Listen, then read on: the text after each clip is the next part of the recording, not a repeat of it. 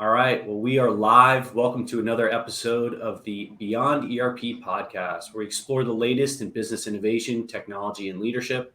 I'm your host, Louis Balla, and today we've been joined by our special guest, Bruce Capagli, founder of BC Integrations, a company revolutionizing the business landscape. Bruce, an accomplished executive leader and entrepreneur, brings over 2 decades of experience in finance, operations, and technology leadership. I'm joined by my co-host, Gina Ostrowsky. Bruce, let's dive in. Thank you for joining us today. Hey, thank you, Gina. I'm honored to be here today. Great. Well, good to meet you, Bruce. And it looks like you've had a distinguished career in finance, operations, and technology. Maybe you could tell us a little bit about your journey and what inspired you to start BC Integration. Absolutely. Yeah, seeing the unique needs of different companies and different verticals and the excessive cost of consultation and development in many, usually by, and I'm going to use air quotes, partners who don't take the time to understand the business. The key differentiator for a Nuage and a BC Integrations and why we're hand in hand as trusted partners of the companies we support is because of some of those nuances and things that are special to each organization, each company, in each vertical, in each industry. So really, it was looking at over my tenure as COO and CFO in multiple organizations in several industries, seeing the consultants and the folks that we had that were partners that really didn't have our best interest in mind, and looking to provide a solution to small to medium companies that were growing and provide them value beyond what the market had at the time. Very insightful, and we're excited to peel that one back. I think there's a lot there. I know you all emphasize quite a few unique value propositions at BC Integrations.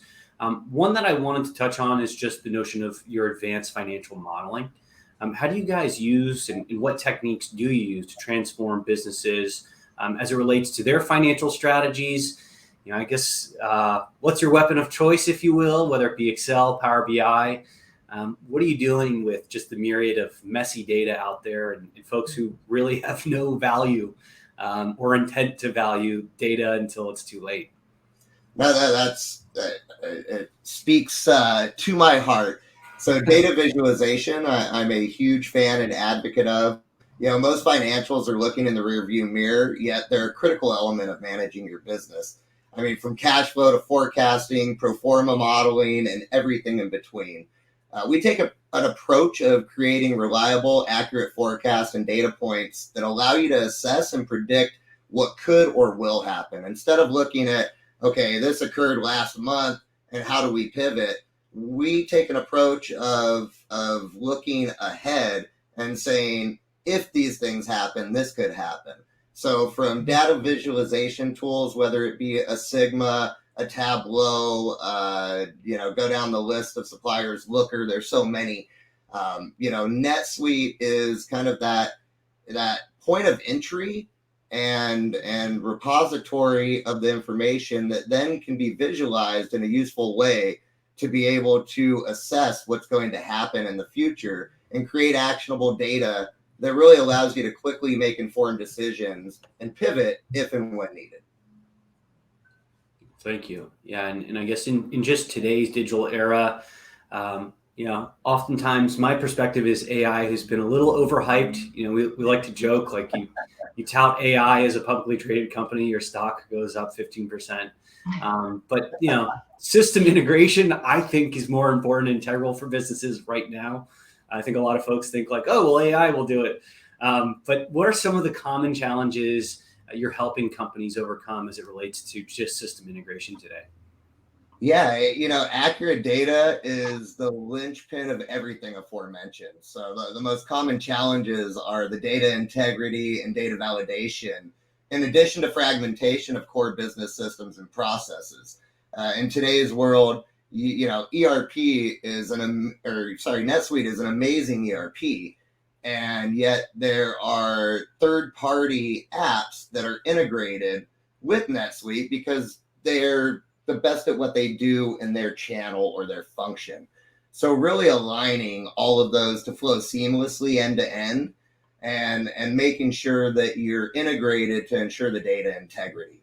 That's the biggest thing that I see as I'm coming into businesses. They either have data structured in a way that doesn't allow you to consolidate and visualize and analyze the data, and the integrity of the data sometimes is not to snuff, if you will, in that it's manually input versus validated against a list, or a validation through an API to a third party. So really paramount is structuring the data to ensure the accuracy of the data, and making sure that that allows you to do the things we talked about previously, and being able to use data as actionable and information that allows you to make informed decisions for your business. No, absolutely. And it's always a head scratcher when you have these organizations or third-party apps where they don't have open APIs.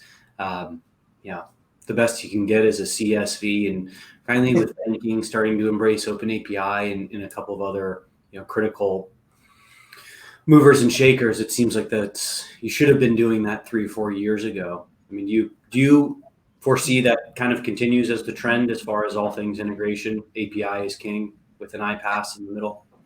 Absolutely. Absolutely. I mean, if you're going to procure and utilize third-party applications that are fragmented and not part of your ERP in a native format or fashion, then you really need to ensure that integrity, to ensure the data flows, to ensure that your information is clean so that you can visualize it and do those things we talked about. Paramount. Absolutely. Yeah.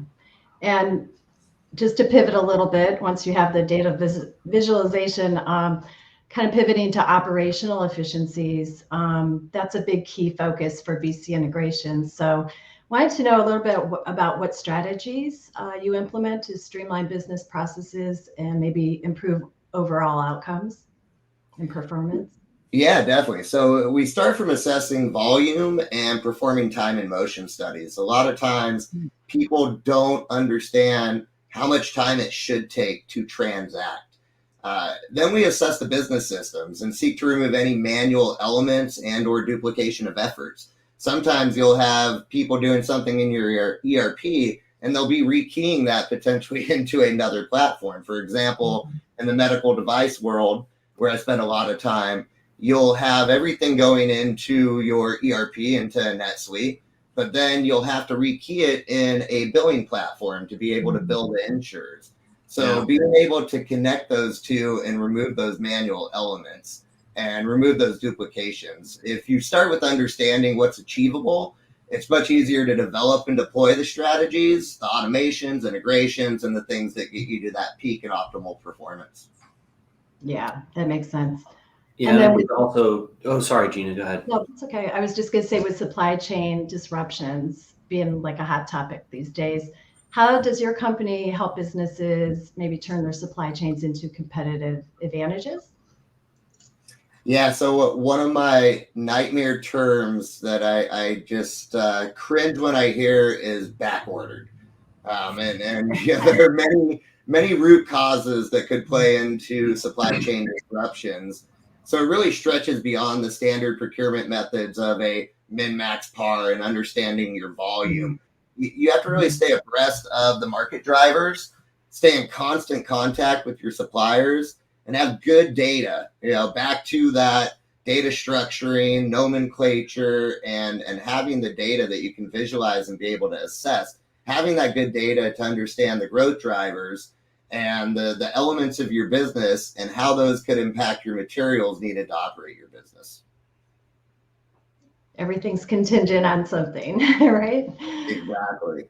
So it works good. Yeah, and I guess too, in the same vein of both supply chain, operational efficiency, the systems that you're integrating, how do you ground the folks that you are working with where they may have caviar dreams? And I think the software industry is probably guilty of saying like, oh yeah, and a lot of sales reps, yeah, I can do that. I can do this. I can do everything you've ever dreamed of. What are some of the ways you go about just setting realistic expectations?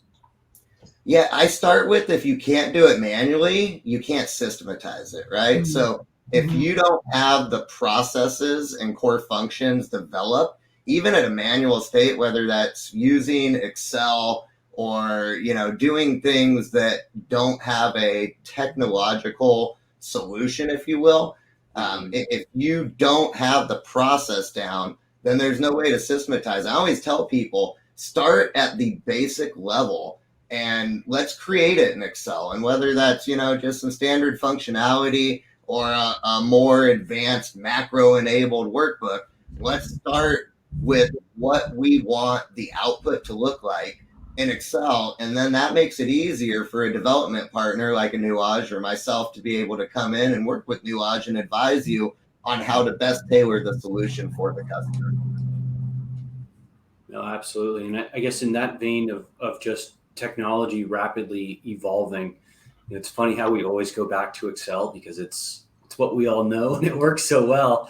Yep. How do you guys ensure that at BC you guys, you're staying ahead of the latest? What are some areas that you're really focused on that you're excited about in the next year? I mean, personally, for us, it's the ether has changed to where it's all about growth again versus like hunker down and survive the year of 2023, and post COVID. But wanted to kind of get your thoughts. What's keeping you up at night in the same vein? What are you super excited about? Yeah, so I focus on and prioritize continuous learning and adaptation. Mm-hmm. I invest in ongoing training for our team. We closely monitor the industry trends, actively engage with emerging technologies. The things that keep me up at night are just the rapid pace in which technology is evolving and staying ahead of that. So what I've taught my team, what I advise my partners as if you think you're done, then you're going to hit a wall. Anytime you develop a product or develop a solution, you need to continuously evolve it. I have a saying I live and die by. It's you're either getting better or you're getting worse. You never stay the same. So just being cognizant of the evolution and ensuring that you're looking at what is to come and not being stuck in, hey, we finished this project, on to the next one. That's great, you finished it, but you now have to maintain it. And if you just leave it be, you're not getting better, you're getting worse, and you're potentially being left behind by solutions and things that could create more value and provide more savings, more, increased functionality, all of those things, if you're not staying abreast of the cutting edge innovations that are to come and that are, coming every day, every minute, it seems like. Yeah, the whole notion of just continuous improvement, continuous optimization, what have you. It's going to be exciting. I think, it's probably a little too early, but a year from now, the case studies are, to your point, it's like, look at the discrepancy in growth as a result. So seems like a no-brainer. If I'm a big software organization, I'd be working on that case study right now. Yep. Yeah. And then really, Bruce, what advice maybe would you give aspiring leaders, entrepreneurs looking to make their mark in this industry? Yeah, embrace change. Yeah. That's what I was going to say. Never stop learning, keep changing, evolve. Yeah, stay curious, be attentive to the evolving needs of your customers. That's the key. There is no one size fits all. So you really have to take the time, and that's what in my, just short, but prosperous and I see a very long-term partnership with Nuage as a part of my solution that I provide to my partners is just, ensuring that you understand the business of the folks that you're working with. So surround yourself with a diverse and talented team. Remember that resilience and innovation are key drivers to success, and that the business landscape is extremely dynamic. So never lose sight of that. Good words. Very well said. And Bruce, we really appreciate you coming on today. It's been an absolute pleasure having you on the show. Phenomenal insights. I think we're going to have quite a few pretty tangible sound bites for the audience, and you might have some folks using your some of your quotes in the near future. But thank you for tuning in. You're certainly a testament to what strategic vision and operational excellence can achieve. And thank you for sharing your wisdom with us, Bruce. We like to give kind of you the last word. I'll sign off, let everybody know that you don't have to do this alone. Your cloud and ERP journey certainly is not on an island, and Nuage is here to help. But Bruce, wanted to give you the last word. Anything you'd like to add as we close out today? Yeah, I appreciate the partnership with Nuage. I've been extremely impressed with your approach to how you service your partners and customers, and I look forward to a long and prosperous relationship and working together and providing the best solutions for the folks that engage our services. Couldn't have said it better. Well, we certainly appreciate the time today. To our listeners, our viewers, on to the next one. If you have anybody you'd like to add or you'd like to be a part of the show, please feel free to reach out to Gina or myself. Thank you for tuning in. We'll see you next time. Thank you. Thank you.